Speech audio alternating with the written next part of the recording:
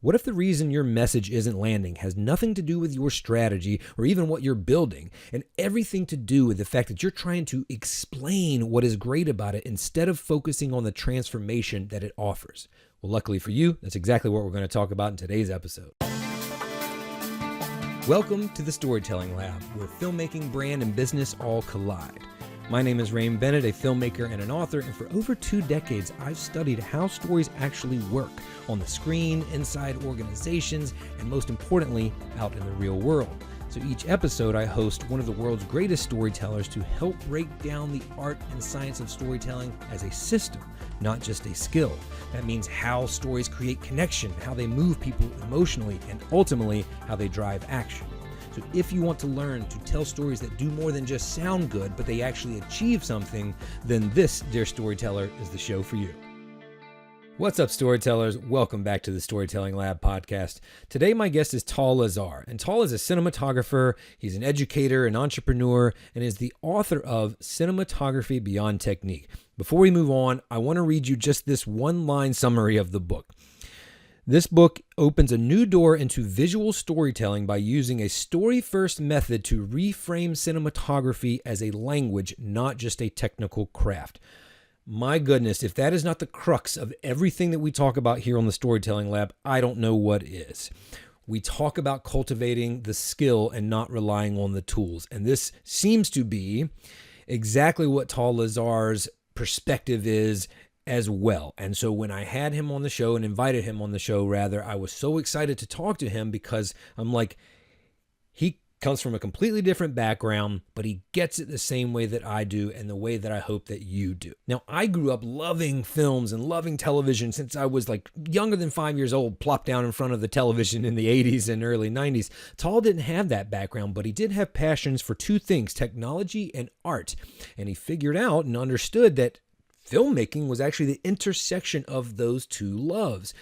That's the beauty of it. That's what I love about it so much. And so that's when he began his interest in pursuing filmmaking because he didn't want to choose one or the other. So he entered the world through the technological side of it. So he started off understanding and learning lighting techniques, and that evolved into cinematography. And as he became a better and better cinematographer, eventually he started teaching cinematography at places like the American Film Institute and other top schools around the country. And all of those different aspects of his career led him to the same conclusion, that the real story is always in the subtext. Eventually, he went on to take the lessons that he learned from the filmmaking world, and especially what connected with his students when he would teach, and started applying that to leadership, because what he understood, whether filmmaker or entrepreneur, is that people often get caught in the trap of over-explaining, of trying to deliver information, and there are very clear reasons for that we discuss in the episode. But what people miss is the fact that people, the people they're talking to, respond to and learn through emotion. What connects with them mentally and in their heart. What makes them understand that there's a change they need to make or a decision a turn they need to take is seeing the opportunity for transformation in their lives. When you are pitching a movie, when you are teaching a subject, when you are trying to convey any message, you have to tap into the brains of the person receiving that message and understand what clicks in their brain. How do I paint the picture of the transformation that I am promising in their minds? That is how communication works, no matter what the medium. We talk about concepts of vision over technique and skill over tools, and how people constantly are chasing the resources and the tools that will make their job easier without understanding the core of how to communicate their messages, because that skill is actually hard to cultivate. It takes time. It takes effort. It takes the interest and the belief in understanding this is the way forward. And most importantly, that founders and leadership, CEOs, must understand the problems that their people that they serve, their audiences, their communities, their clients, the problems those people are struggling with at a deep foundational level. It starts with them. They have to understand the transformation, and ultimately that the most important job of any founder, any leadership, any CEO is to understand their audience at a deep personal level so that they can convey those messages to them, so that they can paint that picture of transformation. This is the core the foundation of all communication. So if you've ever wondered what filmmakers understand about storytelling that business leaders often miss, this episode is going to change the way you think about communication, leadership, and creative direction. So here's my conversation with Tal Lazar, and I hope that you love it. Tal, welcome to the Storytelling Lab. Thank you for having me. Absolutely. I am super excited about this episode because we share similar background. I can't wait to learn more about yours, but what I mean by that is coming from the filmmaking space. And over the years, I don't know the transition in your journey, but that's what I want to dive into. Over the years, at some point, it seems like we started trying to take those lessons we learned the hard way in filmmaking and apply it to the entrepreneurial space, the business space, the corporate space, however you want to word that. And I see so much opportunity for overlap there, and I am excited to pick your brain and see your approach to it. So first, I want to start kind of from the beginning. I want to learn more about, like, this might be selfish, but I want to learn more about how you became a filmmaker and why. Like, was this something that you were, were you doing this at a young age? Like, what was the journey that brought you to making movies? Well, when I went to school, I was surrounded by people who were film buffs from the moment they were born, and I was never like that. So I always felt undeserving. I did not have a pile of, back then, VHS tapes, later DVDs. I did not know all the names of the directors and the actors. I just didn't have that kind of background. But weirdly, and this is tying into what we'll talk about later, I'm sure, I got into movies out of lack of choice, in a way. I was talking with friends. At that point, I was already, I played classical music, played the piano for about 11 years. Oh. I started in technology. I was a developer. And I was wondering, what can I do? Where is the meeting between technology and art? And one of my friends said, well, movies is an option. And that's sometimes how you get into undergrad, right? I was like, okay, I'll give it a try. And that's why I always felt undeserving, but also it sparked the interest in me when I was already in motion. This seems so obvious the way you worded that, but I don't know that I've ever heard it put so plain and simply. And I think I just now understand kind of how I ended up here myself, talking about the intersection of tech and art. All the time on this show, we talk about, breaking down the art and science of storytelling, because I believe it is absolutely both. And I tend to view the world in that, with that duality, right? The yin and the yang, like positive and negative, that polarity, however we want to call it. Because oftentimes I've seen them pitted against each other. It's either logical or emotional, or intellectual or emotional, or technological or an art. But it's not. It's always both things. And so maybe that's, I'm just sorry. I'm just realizing that, like, maybe that's why I fell in love with movies and kind of view everything that way. So that makes sense. You had a door open to you that someone else kind of helped present or lead you to that path. How and when did you walk through that? And where did you get started, or in, like, what space, what department? Well, I have to say that originally I did not like the type of movies that you do when you study film, because I didn't understand them. Student films are weird. Totally. And I went to this open house day and looked at this, and I was like, what's going on here? This is not interesting. No. But throughout school, this is undergrad, I realized that this is something that's interesting to me. And then one day, a lighting technician, one of the biggest gaffers at the time where I was, came in and gave a presentation. And I decided that this is something that's interesting to me. And I grabbed him at the end of the class and I said, I want to come work for you. And he liked the chutzpah. And I started in the lighting department. Later, I transitioned to the camera department when I overheard on set some second AC assistant camera person say, I'm busy on Friday, I have this wedding, but nobody knows how to load the film into the 16 millimeter camera. And I thought, I know how to do this. We did this back in school. So I replaced that person and slowly went up the ranks. And I went to study cinematography at the American Film Institute. Actually, this decision came to me after having a conversation with a production designer. So we were having coffee. I do this like I did this with this lighting designer. When I meet people, I like to pick their brain. So I met this big production designer and I had coffee with him. And I asked him, what do you need from a cinematographer? And he started talking about lenses and color and things that I realized mid conversation that I can't do this. This is not the level that I can't work with this guy. So I figured that I should study some more. And that got me to the American Film Institute and later making movies in Hollywood and around the world. You know, there's a lot of different avenues into the filmmaking space and a lot of different interests that can bring people there. I mean, you could have been an actor and then you fall in love with the making of movies. You could have been like a writer storyteller, which is, I think, the way that I did act a little bit when I was younger, but like writing is how I feel I am most connected and drawn into the industry. I'm not very technical, so I love working with a good DP that can help build the visual language and style.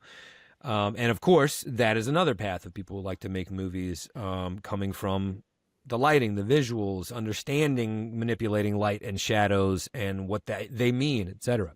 So can you explain to me what it is that fascinated or fascinates you about that road into the filmmaking process? I mean, you come up as a gaffer, if people aren't familiar with what that is. I mean, it's a lighting technician, more or less, without going too deep down that road. Yeah, what is it that fascinates you about the visual component of filmmaking, so much so that you've created a career off of it? Well, I think that something that is fascinating at all professions in a way is that we can look at the same thing and see different things.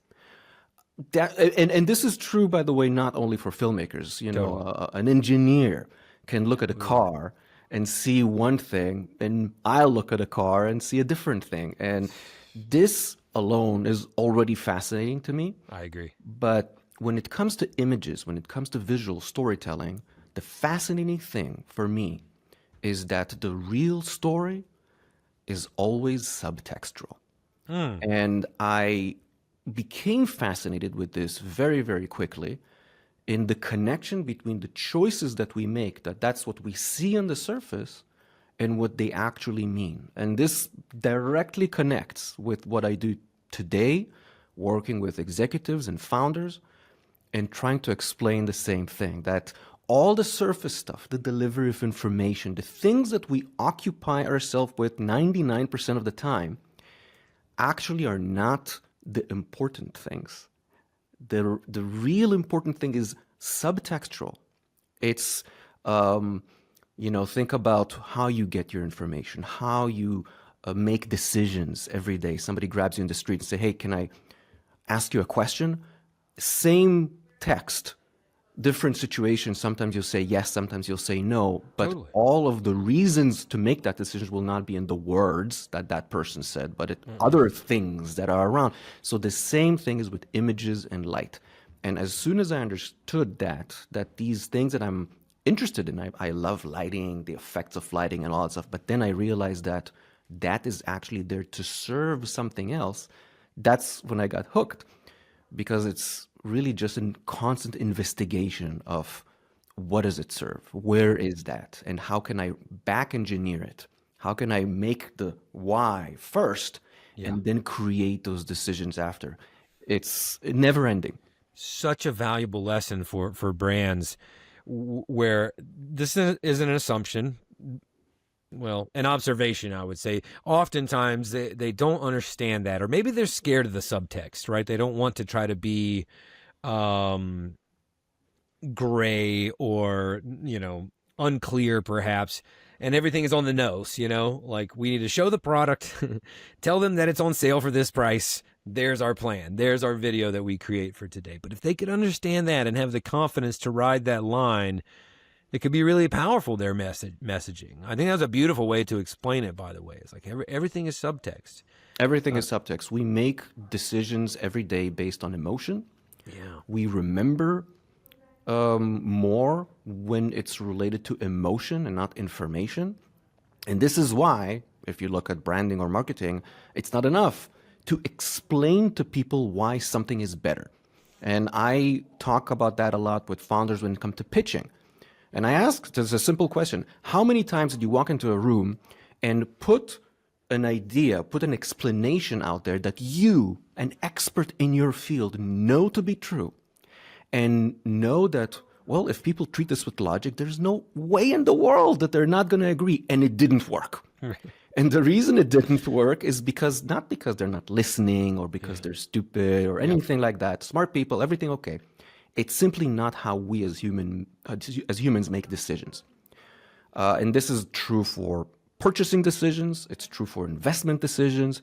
And as leaders, we have to understand not only how to be right about the information that we deliver or whatnot, but also about the method of delivery to read our audience and to give them the thing that they need in order to make their decision. Why do leaders so often miss that? Like, why do they not grasp that?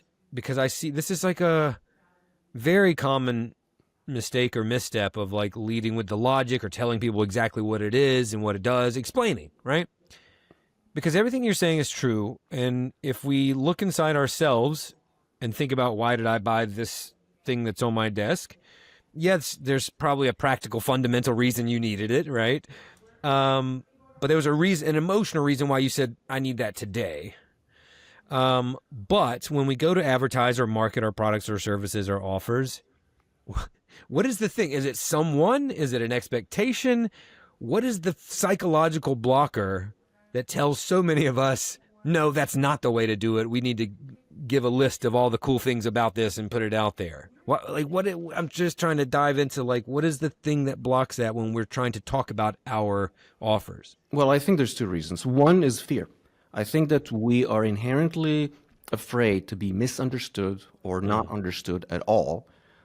This is why, by the way, filmmakers who, and I taught at the American Film Institute, I taught at Columbia University, they're the top film schools, and you would expect filmmakers at that level, at the master's level, to already understand this. But it's the same thing with those highly skilled filmmakers, that the first thing that they want to get out of the way is information because they're most afraid of people not understanding them. And I think that's universal. I think that stepping into a room, especially in front of an audience, you are afraid of being misunderstood or not understood at all. So that's the first thing to let go of. The second thing, and that's why if we go back to lighting or many of these things that you go on YouTube, if you look on YouTube, lighting, the first thing that comes is all these different techniques, three-point lighting, things that you're familiar with. This is also the level of information. It's just easier to explain information. This is the truth. It's easier. It's much, much more difficult to communicate and deliver on the emotional level. It requires real skill. So as humans, we revert to the thing that we want to overcome our fear in the easiest path, the path of least resistance, and that's constantly to explain ourselves and constantly to give reasons and so on until either it works or it doesn't. But it's not the most effective way. You nailed it. It's easier. I mean, both of those points, the fear and the easiness of it, I think are very accurate. And I see that all the time. You're right. Instead of explaining the why we light something this way, we just explain the technique. I see it in storytelling all the time. Here's the hero's journey formula. Not why it works, because if you teach why it works, one, like you said, it's hard, it's more challenging. You have to be more skilled to get that across. But it's always the best way, because once you are able to convey that to someone, then they don't have to be rigid and locked into that formula. If you explain lighting in general, like what the goal is of it, then if I only have one light and I can't do 3-point lighting, I can get by because I understand what's the purpose of it. Is that fair to say? Right. Yeah. So, and same thing with storytelling. If you talk about the things that you need, you don't have to be over reliant on 3-point lighting technique or you know whatever structure, the story spine, the hero's journey, the story circle. There's a million of them, right? People Right, look for right. that. I think you're exactly right. We could have a whole conversation just on that. But I want to. You have alluded to this already, talking about when you started instructing, and I think I already understand why you went that route because you're clearly so interested in learning. When you reached out to these mentors, the gaffer, and then other people that you wanted to learn your craft from, I can tell the way your brain works. You like to get in there and really understand the things we're talking about, understanding the why, understanding the concepts, not just the formulas, etc.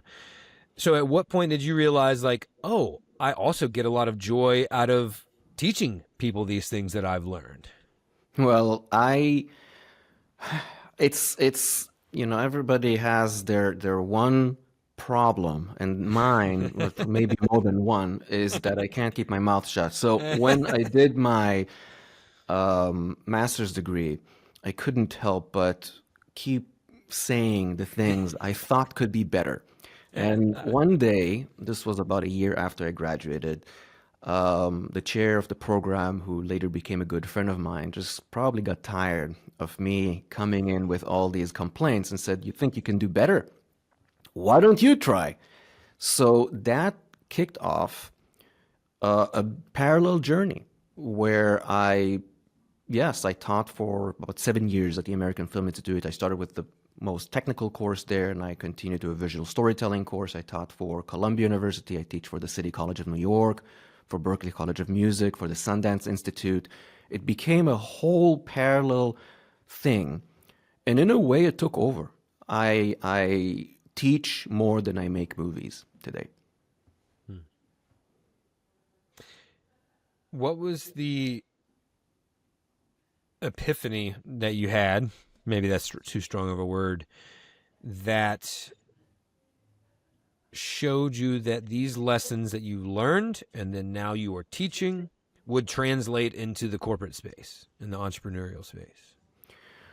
Well, there were some accidents, happy accidents. Sure. I found myself standing in front of a group of about 100 educators in a convention, terrified, all like deans and provosts, it's like all the bigwigs of the academia. And I was asked, the actual bigger session was about institutional story, but story in a deeper kind of a sense. And they brought me in to use the kind of storytelling that we do in movies as a metaphor so that these people understand and have got to put them in the right mindset to talk about story in a deeper way. And it worked really well. And that was the first time I thought, like, that's interesting, taking this copy-paste thing. It's like taking the same thing exactly and just talking with non-filmmakers. And the second accident, in a way, was that I spoke with a company. There was a lens company in Los Angeles. And the lens company, they have their engineers and their technicians and marketing and sales and operations and executives, all like a company. And even though it's a motion picture lens company, it operates like any other company, and most people there are doing their job without any direct relation to movie making. And the problem that they had is a problem that exists in many organizations. It was a big disconnect. People didn't really talk with each other. They were in different departments in different areas of the building, and I came in trying to bring everybody together, and through a workshop, again, talking about the same things that you are talking about in your podcast, I was able to bring them together and create a dialogue between departments. And so slowly, I realized that actually this is not that big of a leap. Storytelling is all about transformation. Yes. Character needs to change. If a character doesn't change, you can have 10 conflicts, but you would still switch the channel. Something needs to change. Education is all about change. We learn to change. Business is about change. You solve a problem, it's change. And technology, it's usually we create tools to change. So when that I made that realization that all I'm doing really is riding this transformation wave and taking it to different domains. It became very, very easy. I get really excited about this. I mean, this is why I have the show and have run it for 8 years now. It's like, yeah, life, business, everything is just stories. And that's not hyperbolic to say that, or it's not like just my bias. It is. If you're Right. launching a business, absolutely a story. If you're writing a story, clearly a story. But if you're raising a child, I've got kids now, like a story, right? Every Yep. single thing that you do, and it's wild now that I feel like we are just starting to catch on, in mass at least, that applies so much to our businesses. Um, why do you think, if you think, that a filmmaker, someone with your experience, is so effective or would be so effective for brand storytelling for a business, for an organization, over just someone who is, and I don't put this in quotes, you know, in a negative light, but like a marketer, right? Like I have come from the school of marketing and that is what I know. Most marketers that I know are great storytellers and understand that, so there might not be that much difference. But specifically thinking about filmmakers, what do you think they bring to the table specifically for brand storytelling that makes their perspective so helpful for those businesses? Well, I think that the answer to that is in a question that I think will resonate with your audience. As a marketer, think of a time when you didn't get the right information, whatever that is, from leadership, from the CEO or whatnot. What happens when you don't have the right information? Now, when I say the right information, what is that? What do you really need as a marketer in order to do your job other than the information? We're selling this product, we're doing this is the message. You need something else. You need something else in order to create a brand. Now I'm thinking Duolingo, Apple, Nike, things that have a consistent message that runs across many, many different mediums. So you go, take Apple, you go into an Apple store, the website, the shopping bag, the product, the shirts, the whatever. Everything is part of a greater whole. And these are different professions, each one of these things, and somehow they all converge into one thing. And this is the connection with filmmaking, because I think that leadership in a company is very much like a movie director. A movie director does not do the set design, the composing of the music, the camera work. They don't do this themselves. And you know what? They're not even experts in these fields. They don't know much about music composing, and the cinematographer will know much more about cameras than the director. So how is it that the director can not only lead these people, but create something that converges together, that the music and the performance and the camera, when it works well, it blends. So how do they do that? And in the answer to that is also the answer to what marketers really need from a CEO in order to do their job well. And I think that your audience will identify with something that cinematographers experience every day. When you don't get that information, you switch into training mode. You go, either you give up, right? There's really two avenues, right? You can say, there's maybe three. One is to say, no, thank you, but most people don't do that. Two, you can try your best with what you have, which is fair. And three, you go into training mode, and now you start extracting what you can from leadership in order for you to be able to get the thing that you need, even if they don't understand what that is. And every cinematographer in the world knows that feeling when they work with a director who doesn't understand their vision, doesn't understand story, the way that the cinematographer expects it, at least. Yeah. And they need to create a bridge. And I think that many of these abilities are relevant to marketing professionals. I'm going to tangent briefly into more of the cinematography space. What have you learned about coverage in terms of the shots that you need to paint the picture to tell the story that And in terms of like priority of the shot list or the coverage that you need, that can apply to messaging for a brand. Where I'm going with this is at some point you have to decide, like, all right, what's the master shot that that we need, etc. And then you add on to it. But there's always that battle between like time and budget, and maybe even like resources, like your crew and their skill level, right? Right. So you have to make conscious decisions on like, what do I absolutely need first? What's a nice to have but don't need to have, and what's way out there, if we get lucky we can shoot that. I think there's a parallel there between making any decision. This could be writing, this could be product features, but I really want to dive into that from the lens of a cinematographer and how they view their work. Does that make sense? Sure, absolutely. You're touching on a nerve a little Okay. bit, Oh, and good. Great.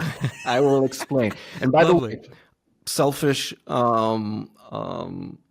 self-promotion here. Yes. Literally yesterday, today's December 2nd, this interview, yesterday, December 1st, my book came out, a cinematography book. Let's And go. What we're about to talk about now is really at the core of the book. Coverage, for the listeners who don't know, is how we normally, let's say, and I'm going to break this thing in a moment, but let's say it like that, work in dialogue scenes. So you've all seen it. It's over the shoulder and over the shoulder, or a two-shot, or there is a formula to this. Yes. And this is where I come in and I say it doesn't exist.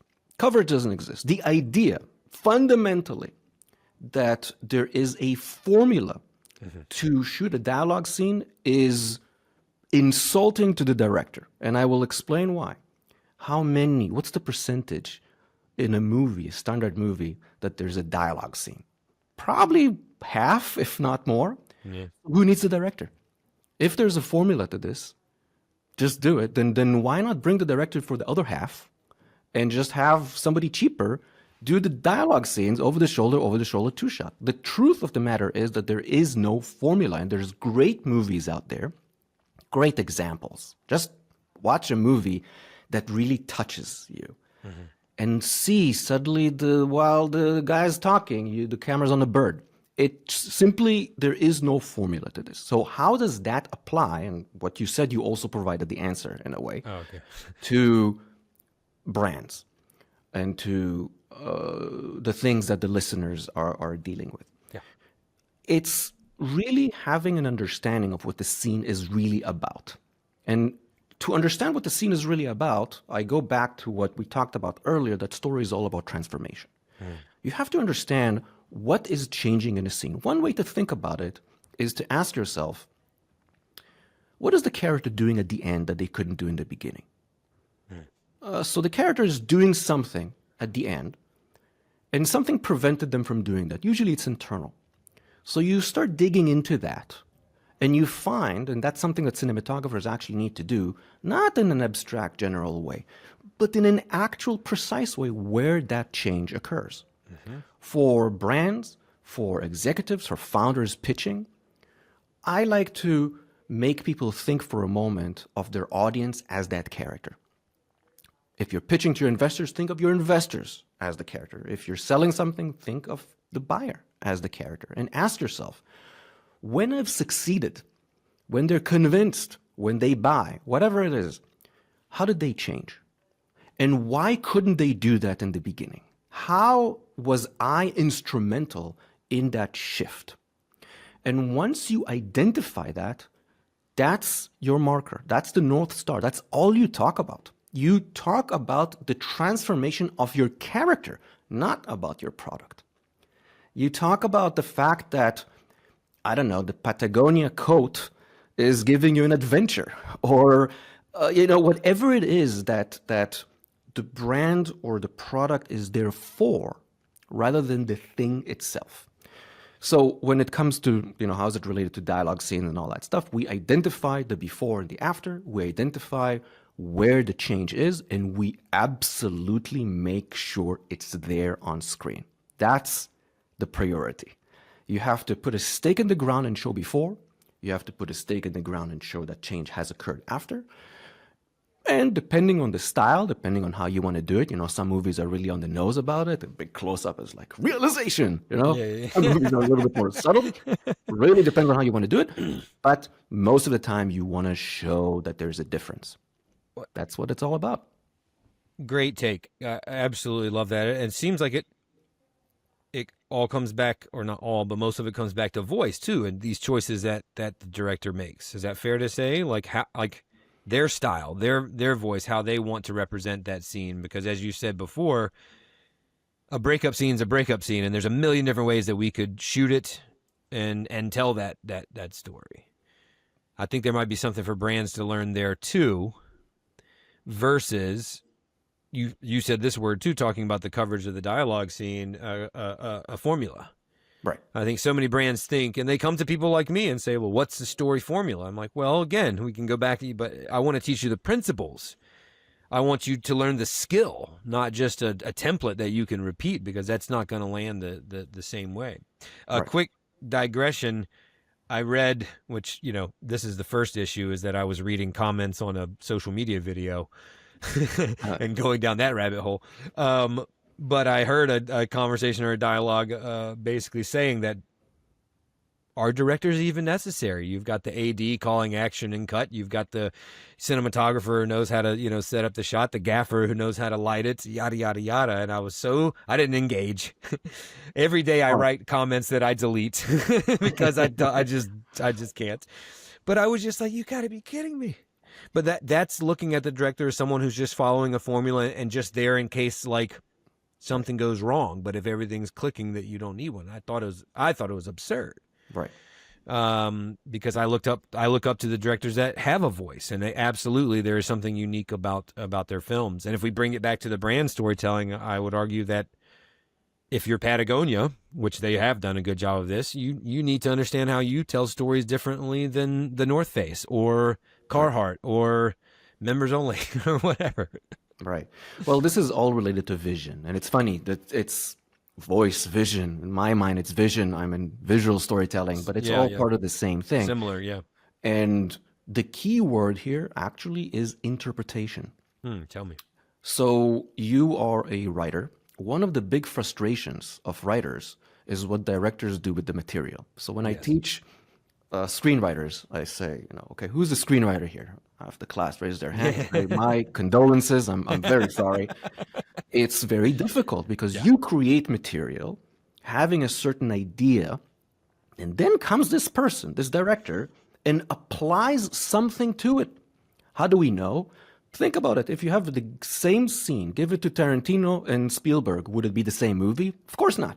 It would be very, very different, even if they don't change a word that the actors are saying and they're doing. So what is it that is applied? It's an interpretation. And that's exactly why one big shoe company is different from the other. Both are selling shoes, but the way that they see this mission and the choices, creative and other choices that they make, they're different.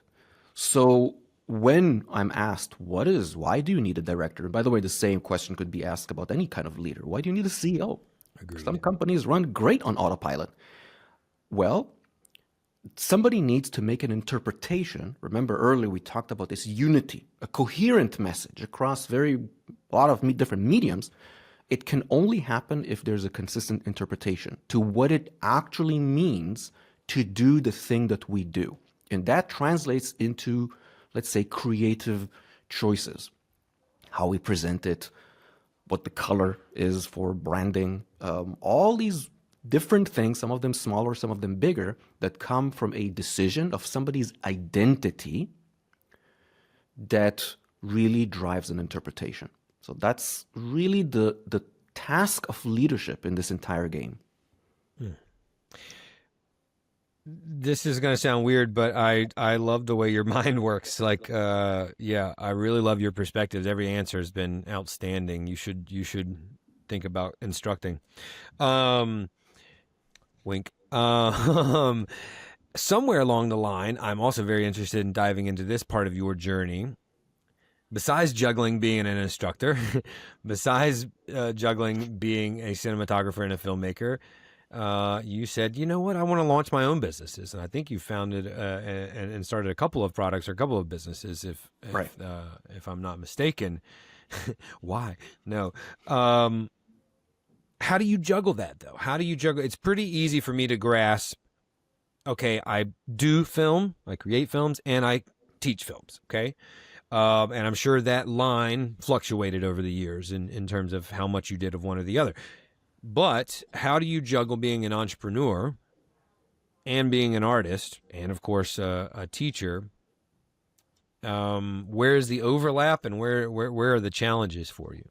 Well, I think first of all, ask any entrepreneur, why Yeah. do you do this? Really, ultimately, it comes down to I can't help it. It's not. There is no really logical reason. Oh, we have to Yeah. make money and this and that. There's all these reasons, but they're all you can disassemble them very easily. It's a little bit like asking a writer, well, why do you write? You took the words out of my mouth. I can't help it.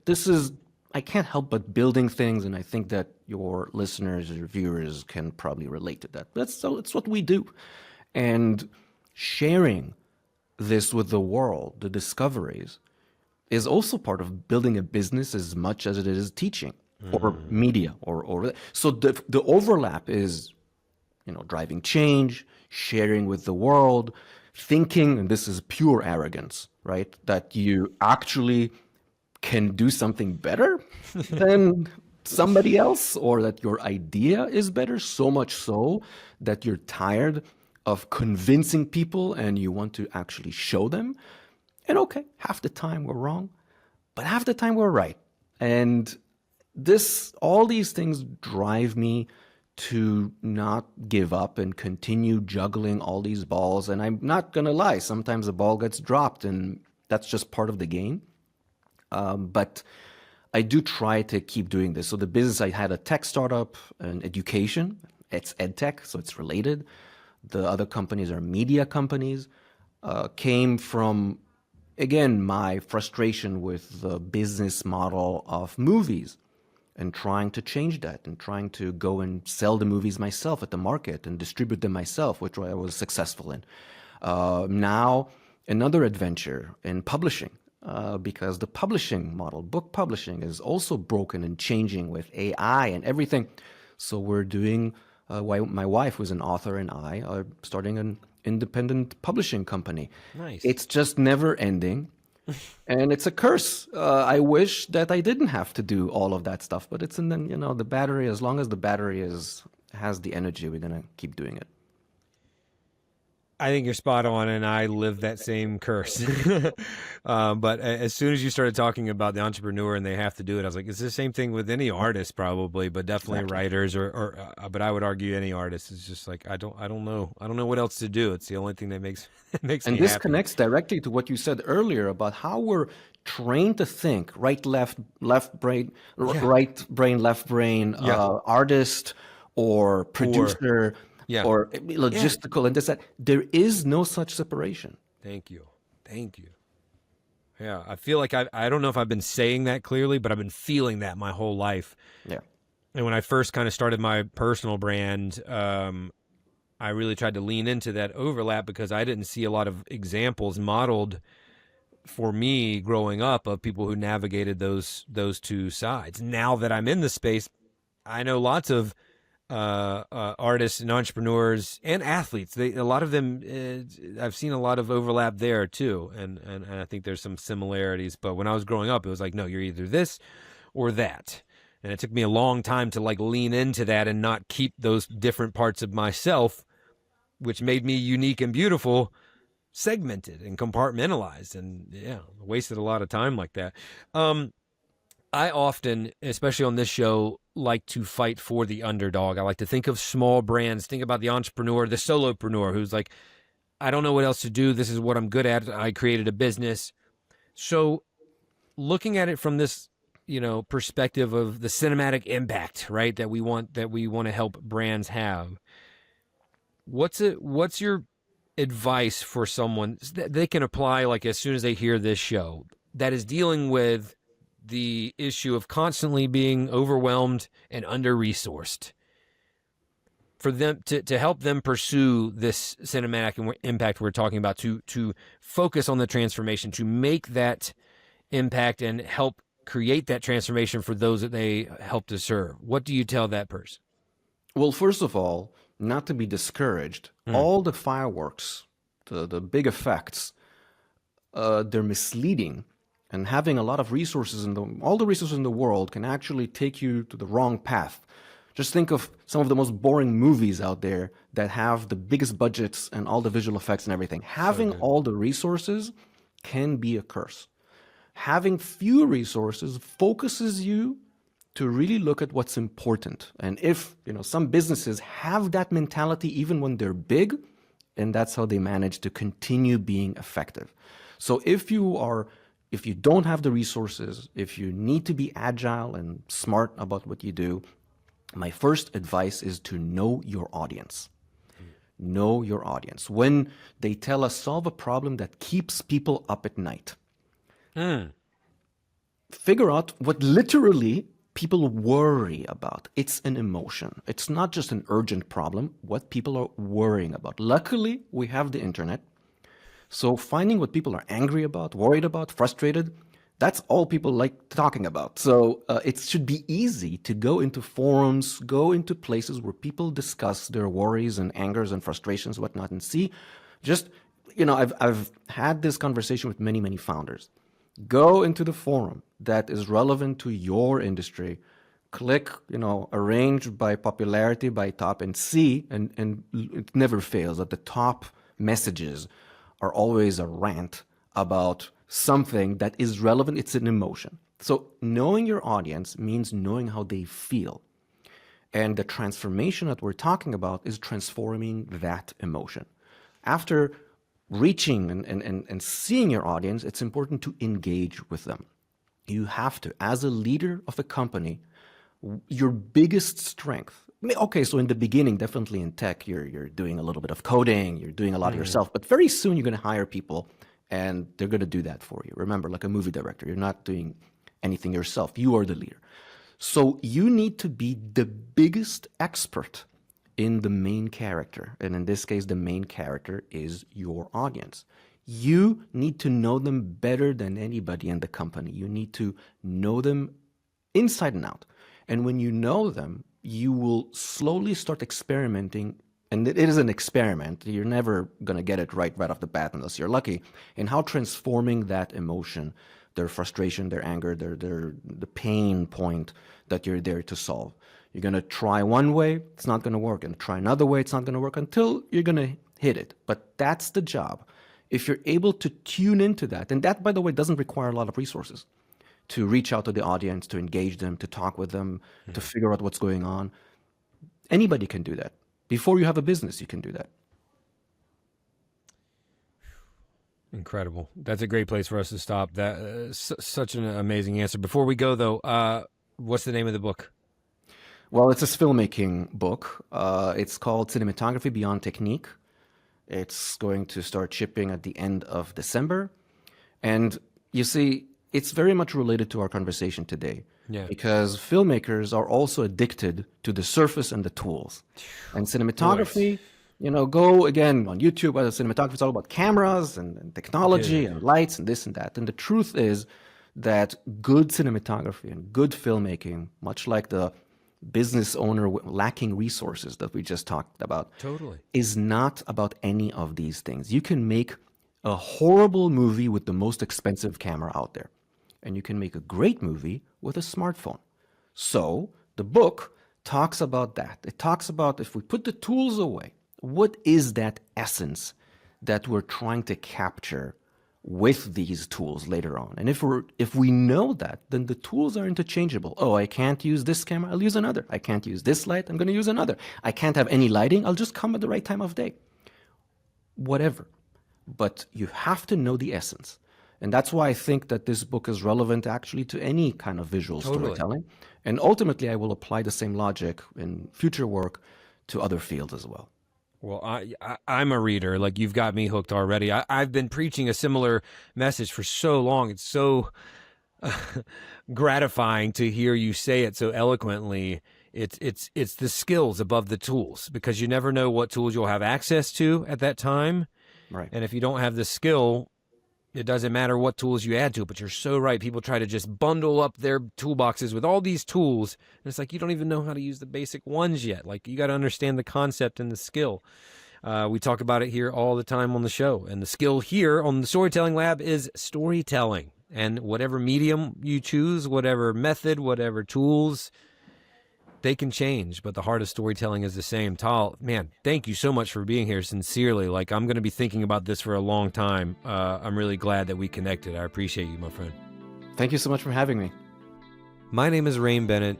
Thanks for listening. If you enjoyed that episode, do us a favor and subscribe to the podcast. If you're already a subscriber and you're enjoying the show, give us a review and let us know the value that you've gotten from it. We love to hear from our listeners and learn about the benefits that they're getting from the show. That's what fuels us, and that's what fuels the show.